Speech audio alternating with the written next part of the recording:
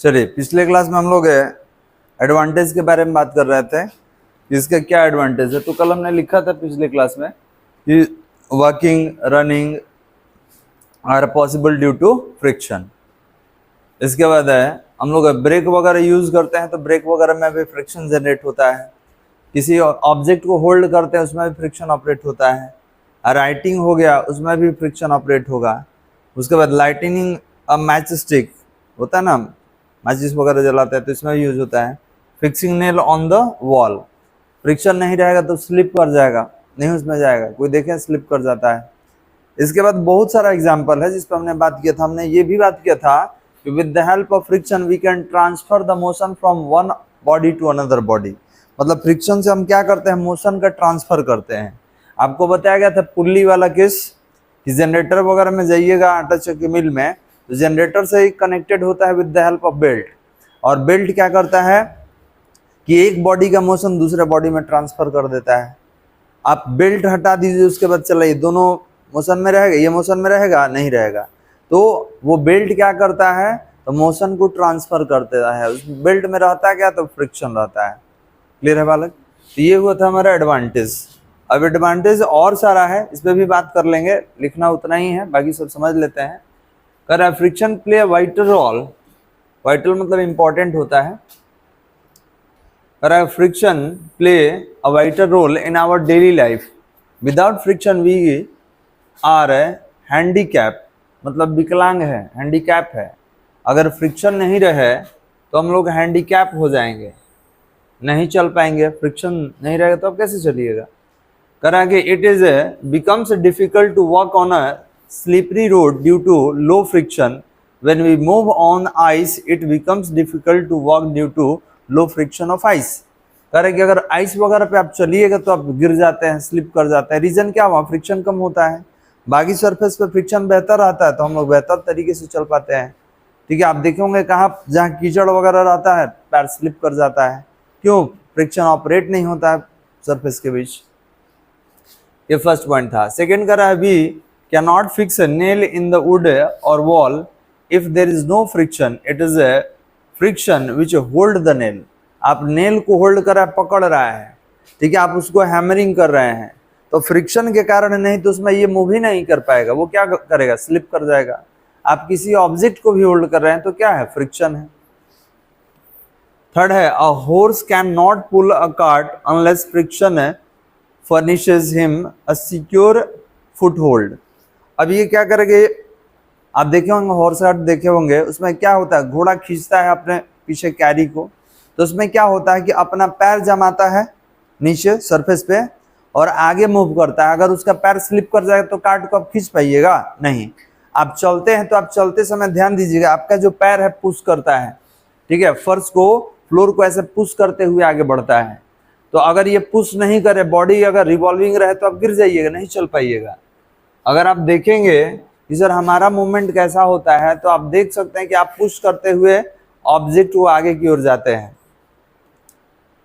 देख सकते हैं फुट स्टेप।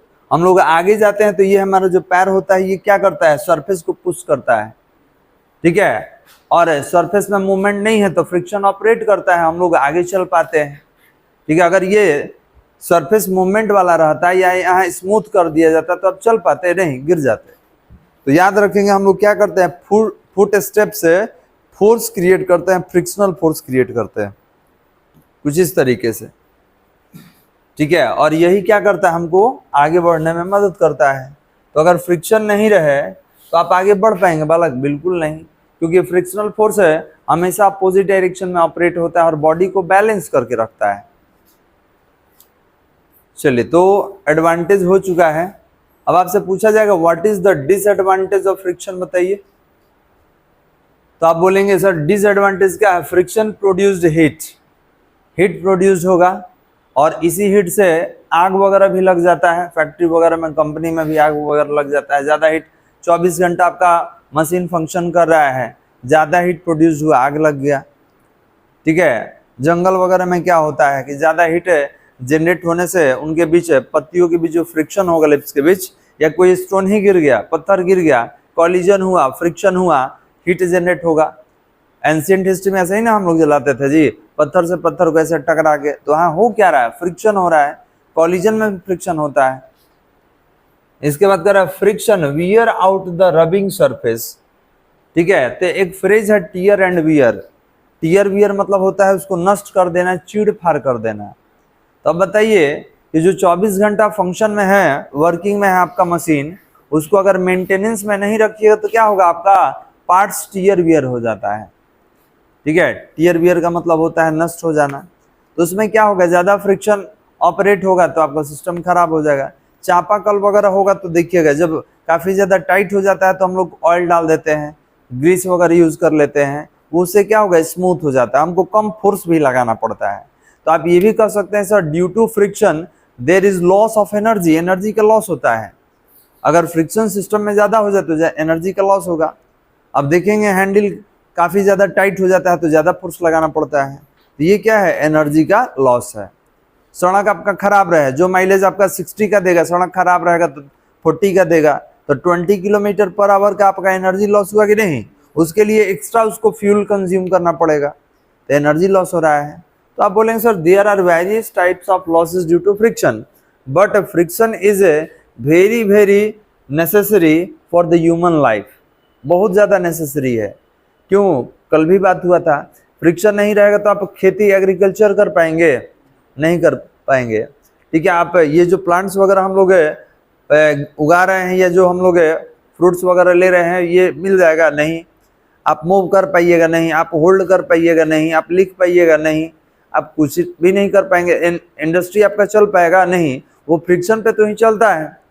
एक मशीन दूसरे मशीन से कनेक्टेड होता है, मोशन का ट्रांसफर होता है और बॉडी चलता है। क्लियर है बालक?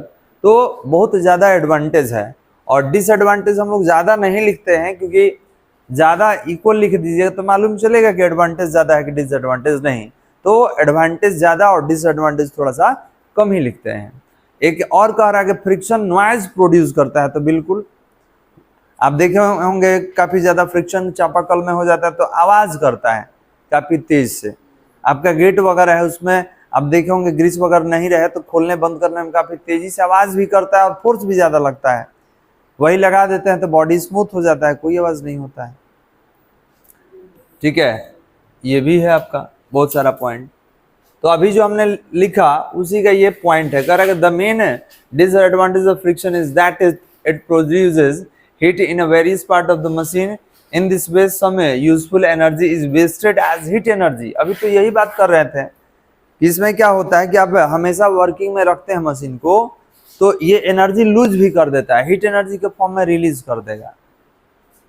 इसके बाद कह रहा है due to friction we have to extra more power in machine, friction के कारण हमको अधिक पावर लगाना पड़ता है, अधिक पावर के लिए अधिक एनर्जी चाहिए। इसके बाद कह रहा है कि इट अपोजेस द मोशन, ये मोशन को अपोज करता है, रिलेटिव मोशन को डिक्रीज करता है, ये भी बात हुआ था पीछे, रिलेटिव मोशन को क्या करेगा, डिक्रीज करेगा। Due to friction noise is also produced in the machine. इसके बाद क्या, due to friction engine of the automobiles consume more fuel which is a money loss, एक तरह का मनी लॉस होता है। तो मनी मतलब एनर्जी लॉस, क्योंकि आप फ्यूल क्या है, वो भी एनर्जी का एक सोर्स ही है, ठीक है, तो वो क्या होगा, ज्यादा कंज्यूम होगा। तो हेडिंग देंगे, हेडिंग दिया जाए डिसएडवांटेज ऑफ, हेडिंग देंगे डिसएडवांटेज ऑफ फ्रिक्शन, हेडिंग दिया जाए disadvantage of friction, disadvantage of friction. हो गया बालक? अब एक एक करके लिखा जाए। पॉइंट नंबर 1 में डिसएडवांटेज ऑफ फ्रिक्शन, एक नंबर में लिखेंगे friction always oppose the, friction always oppose the relative motion, friction always oppose the relative motion between any two surface, oppose the relative motion between any two surface,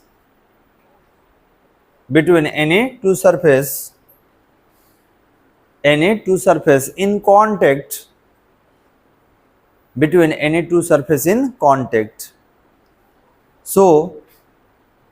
So extra energy has to be spent.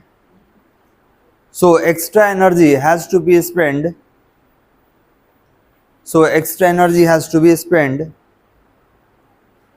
Has to be spent in overcoming.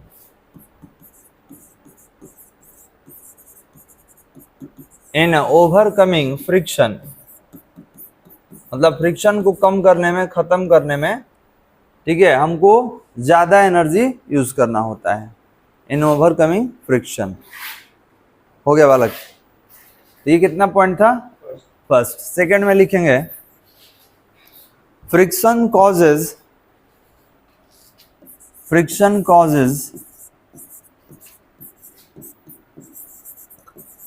Causes tear and wear, sorry wear and tear लिखेंगे। Friction causes wear and tear of the parts of machinery,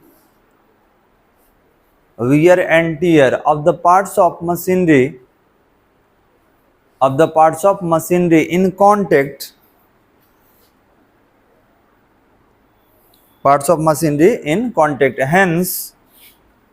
hence their lifetime reduces,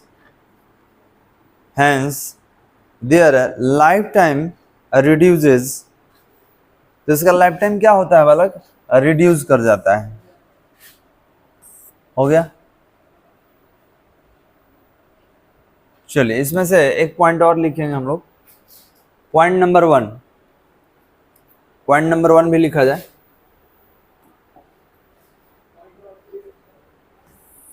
नहीं, इसमें क्या ले रहे हैं, ये तो हम खुद से लिखवा दिए। इसमें क्या एक पॉइंट ये कंसिडर कर लिया जाए। The main disadvantage of friction is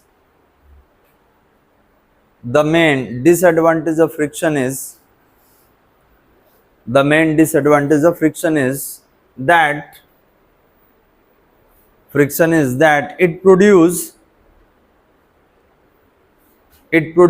heat in various part of machine.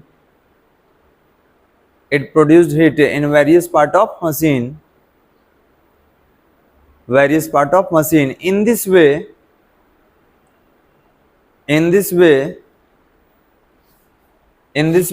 some useful energy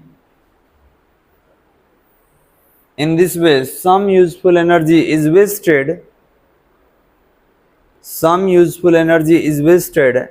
as heat energy.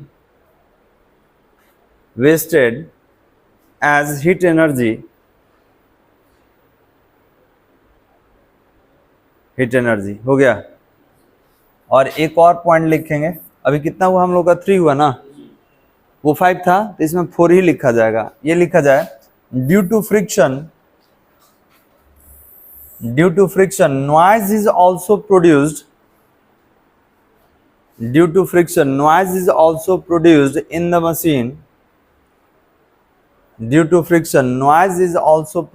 in the machine.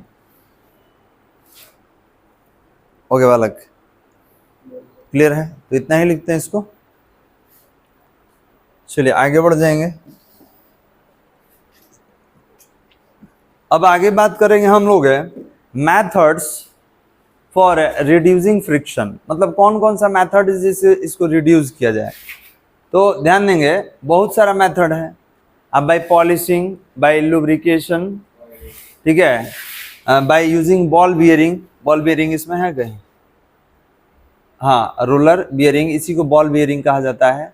तो बहुत सारा मेथड होता है जिससे हम लोग फ्रिक्शन को कम कर देते हैं। रोलर का यूज करके, कल बताया गया था रोलर वगैरह, ठीक है, क्योंकि यहाँ पर क्या होता है कि बॉडी में फ्रिक्शन कम होता है। रोलर के लिए कल बताया गया था कि उसका एरिया ऑफ कांटेक्ट कम होता है, तो जब एरिया ऑफ कांटेक्ट कम होगा तो कम फ्रिक्शन जनरेट होगा। चलिए हेडिंग दिया जाए मेथड्स ऑफ रिड्यूसिंग फ्रिक्शन।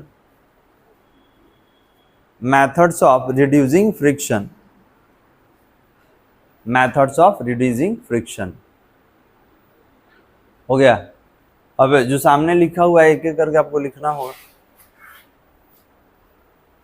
तो कौन कौन सा मेथड है देखिए एक बार पहले हम बता दे रहे हैं, ठीक है। बाय पॉलिशिंग, पॉलिश करके, बाय लुब्रिकेशन, पॉलिशिंग सरफेस, जैसे आप बेंच पे बैठे हुए हैं, पॉलिश किया हुआ है तो फ्रिक्शन कम जनरेट होगा। अगर यही नहीं किया रहता तो पैंट वगैरह भी फट जाता है। तो कह रहा है polishing the surface reduce the irregularities and hence reduce friction. तो बताया गया था कि उसका जो पोर्स होता है माइक्रोस्कोपिक वो सारा भर जाता है, तो फ्रिक्शन क्या कर देगा, कम कर देगा, ठीक है। इसके बाद है lubrication, it provided a layer of the lubricants on which the bodies can easily slide, ठीक है। लुब्रिकेंट वगैरह यूज, जैसे हमारे आई में जो रोटेशन होता है ना, तो इसमें भी लुब्रिकेशन होता है, ठीक है। यहाँ भी लुब्रिकेशन होता है, जो जेल होता है वो लुब्रिकेंट होता है। तो लुब्रिकेशन क्या करता है, ये बॉडी को स्लाइड करवाता है, ये फ्रिक्शन को कम कर देगा। कैसे कम कर देगा, तो जितने भी पोर्स होते हैं सबको फिलअप कर देता है। इसके बाद by using ball bearing, ball bearing का यूज करके, कैसे, तो आपको साइकिल वगैरह में देखिएगा ये बियरिंग होता है, और इवन साइकिल में ही नहीं, फैन जो है इसमें भी बॉल बियरिंग होता है। फैन खोलिएगा अंदर बीच में बॉल बियरिंग होगा और उसी से कॉइल कनेक्टेड होता है ऊपर, ठीक है। कॉइल रहता है और बीच में क्या रहता है, बॉल बियरिंग, तभी तो रोटेशन में है। कभी देखिए पंखा काफी ज्यादा हार्ड हो जाता है, नहीं चलता है, तो उसको निकाल के उसका जितना बॉल बियरिंग होता है चेंज कर देते हैं, मोशन स्टार्ट हो जाता है, ठीक है। तो ज्यादा यही होता है, उसी को हम बोलते हैं कि सर्विसिंग करा दी।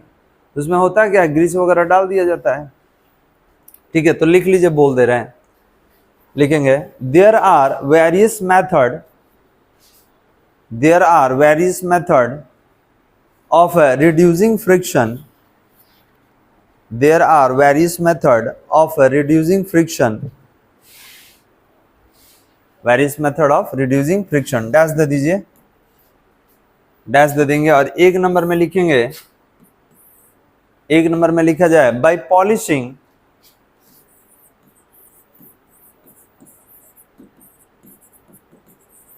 Bye polishing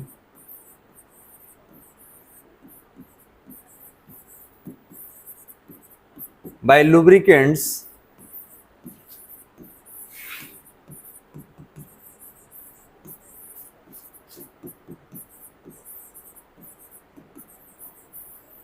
by using ball bearing, by using ball bearing, by using ball bearing, और क्या होगा, by selecting the a proper material, by selecting a proper material, ठीक है। मतलब आप कौन सा मटेरियल ले रहे हैं, उसमें रफनेस ज़्यादा है कम है, उस पर भी डिपेंड करता है, क्लियर है। तो इसीलिए इसको एक लाइन लिखना होगा, पैराग्राफ चेंज करके लिखेंगे, so friction is so friction is a unnecessary evil, so friction is a unnecessary evil, so friction is a necessary evil, तो necessary evil में इसको रखा जाता है। देखिए यहाँ भी दिया हुआ reducing friction, क्या लिखा है, moving part inside a car engine are lubricated with oil to reduce friction between them. Oil क्या करता है, उनके सरफेस के बीच का फ्रिक्शन कम कर देता है, जिससे उसका इफिशियंसी थोड़ा सा बढ़ जाएगा बालक। The oil holds the surface apart and can flow between them. Surface apart मतलब उनको एक दूसरे से थोड़ा थोड़ा अलग रखता है, क्यों, फ्रिक्शन कम करने के लिए। The reduce friction means there is a less wear on the metal and less heat produce. कह रहा है कि फ्रिक्शन रिड्यूस करने का मतलब क्या है, कि उनके बीच जो वियर एंड टीयर हो रहा था, ठीक है, वो कम हो जाएगा और कम हीट प्रोड्यूस्ड होगा, क्योंकि हीट प्रोड्यूस्ड होने से ज़्यादा एनर्जी लॉस हो जाता है, ठीक है। तो there are various method to reduce friction, clear है बालक। चलिए, तो ये हमारा फ्रिक्शन रहा। अब देखिए इसमें बहुत सारा केस है बालक, कल का आप अगर असाइनमेंट देखे होंगे तो उस पर देखिएगा बहुत सारा केस है, ठीक है, अलग अलग केस है, लेकिन वो है कि थोड़ा सा +2 नहीं है आपका, +2 से ऊपर का है, हम भेज दिए हैं, क्योंकि आपके दिमाग में अगर कोई केस आता है तो there are various case related to friction, ठीक है, आपका फोर्स का डायरेक्शन क्या है, एंगल ऑफ रिपोज क्या है, सरफेस ऑफ कांटेक्ट क्या है, सब पे डिपेंड करता है बालक। ठीक है, अब यहाँ से आगे हमको कंटिन्यू करना होता है सर्कुलर मोशन के बारे में। यहाँ से हम लोग कंटिन्यू करेंगे किसके बारे में, सर्कुलर मोशन के बारे में। तो इससे रिलेटेड पहले एक क्वेश्चन बना लिए। क्वेश्चन तो बहुत ज़्यादा है, आपको बताना भी है कैसे। तो अभी एक वीडियो हम डाले थे इंक्लिनेशन वाला, अब उसी में और कुछ वीडियो है। उसके बाद है हम लोग टेंशन वाला पार्ट करेंगे कि एक ब्लॉक को दूसरे ब्लॉक से कनेक्ट किया गया है with the help of string, तो उसमें टेंशन कितना आता है। और तब आएगा कॉन्टेक्ट वाला, उसमें फ्रिक्शन होता है। अब फ्रिक्शन में भी अलग है, कोई मान लिया वॉल है तो वॉल के अगेंस्ट में आप ऑब्जेक्ट को ऐसे प्रेस कर दिए तो वो कितना फ्रिक्शन जनरेट करेगा बॉडी स्लाइड करते समय। तो आप देखिएगा, आपको भेजा गया है। ठीक है, और एक क्लास और लेंगे, उसमें हम जितना असाइनमेंट है सबको डिस्कस कर देंगे, आपको लिखना नहीं होगा, डिस्कस कर दिया जाए। एक क्वेश्चन लिखे तो बोल दे रहे हैं, लिखेंगे a block of weight 20 Newton,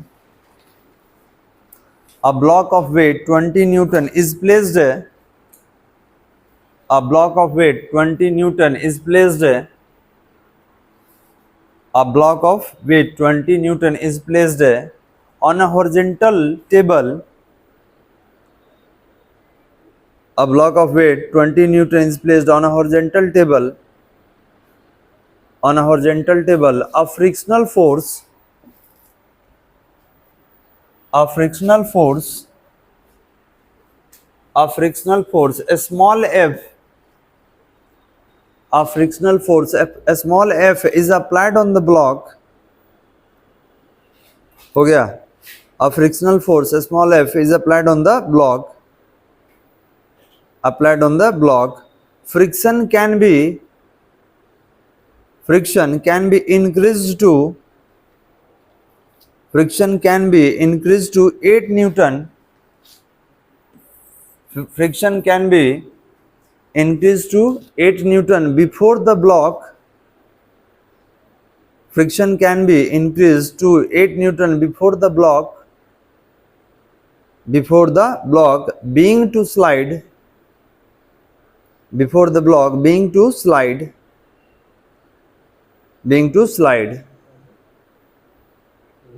हो गया। पैराग्राफ चेंज करके लिखेंगे a force of 4 Newton, paragraph change करके लिखा जाए a force of 4 Newton keeps the block, a force of 4 Newton keeps the block moving at constant speed, keeps the block moving at constant speed,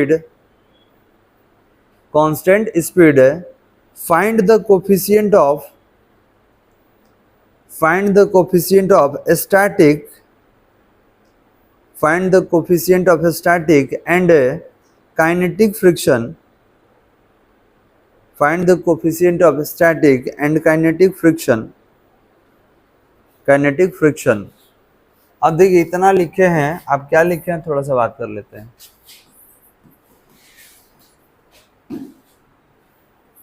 given weight कितना दिया हुआ है 20 Newton, block है, surface है, मास है, mg नीचे काम करेगा, ऊपर नॉर्मल कांटेक्ट फोर्स, आगे अप्लाइड फोर्स।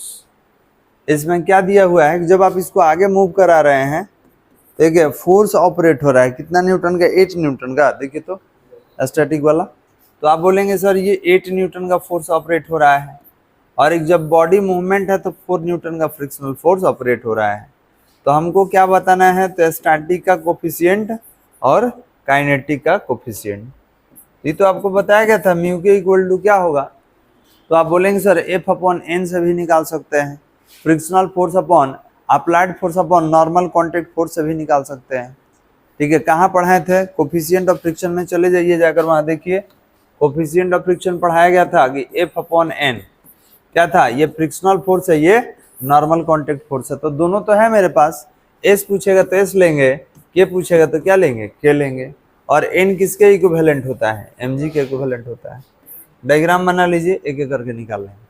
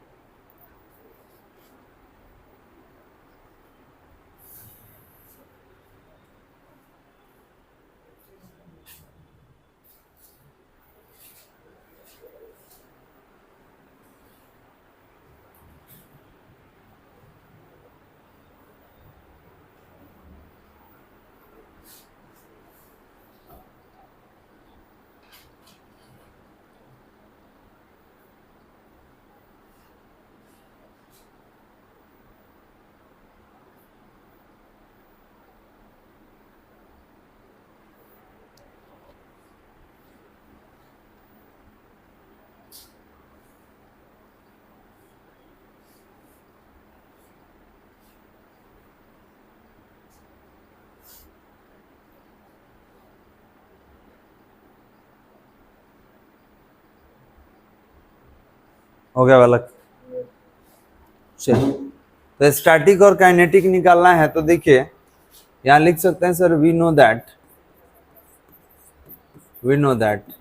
क्या जानते हैं जी। अब बोलेंगे एफ एस इक्वल टू क्या होता है, म्यू एस इंटू एन। जब यहाँ म्यू एस निकालेंगे तो क्या होगा, तो एफ एस अपॉन ये क्या होगा, तो होगा F S upon N. F S कितना है, एफ एस कितना है 8 और एम जी कितना है आपका 20, कैंसिल करा दीजिए। तो एफ एस है आपका ये कितना हो जाएगा 4, ये 10, ये 2, ये 5, तो 2/5 कितना हो जाएगा 0.4।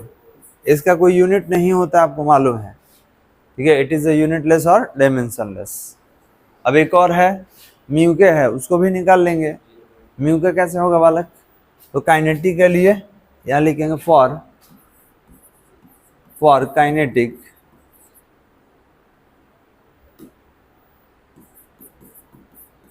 काइनेटिक तो कितना होगा म्यू के इक्वल टू एफ के इंटू एन। जब यहाँ से क्या निकालना है, उल्टा लिख देंगे,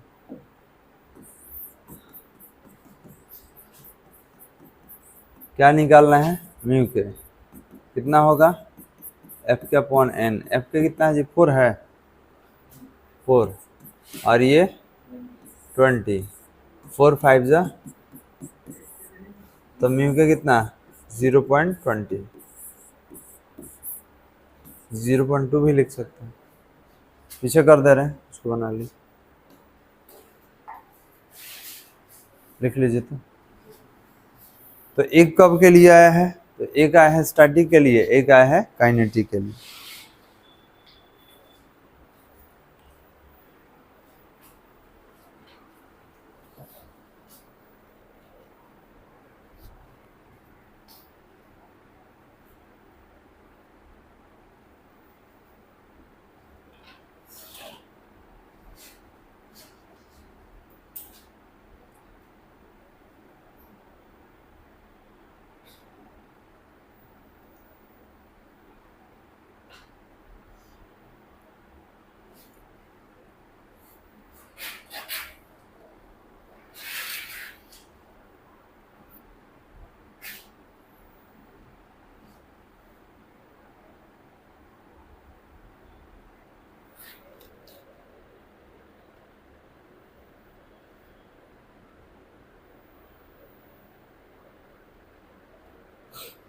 हो गया बालक, यही था आपका।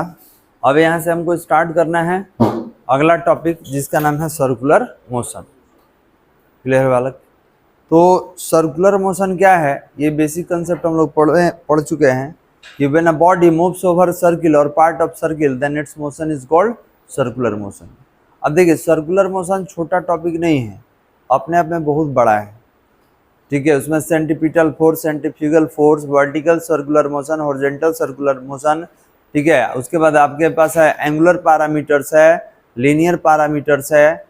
चेंज करने के लिए आगे कि लीनियर को एंगुलर में कन्वर्ट कीजिए, एंगुलर को लीनियर में कन्वर्ट कीजिए, ये सारा हमको पढ़ना है। फिर ये समझना है कि sir how can a body moves on a circular path, कैसे एक बॉडी सर्कुलर पाथ पे मूव करता है। तो आप पढ़े होंगे कि a force always acting on a body towards the centre which is known as centripetal force.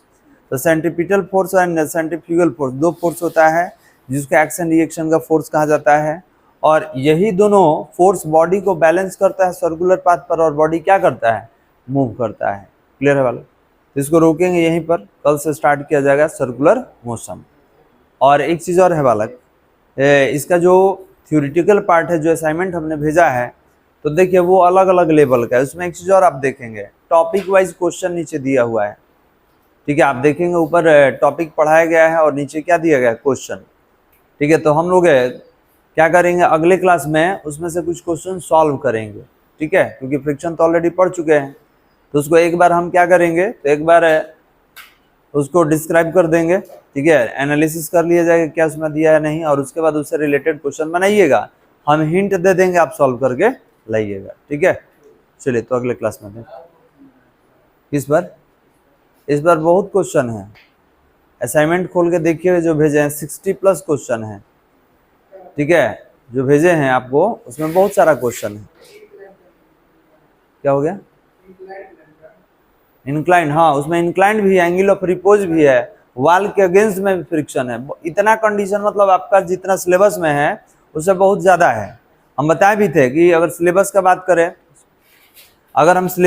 करें तो सिलेबस में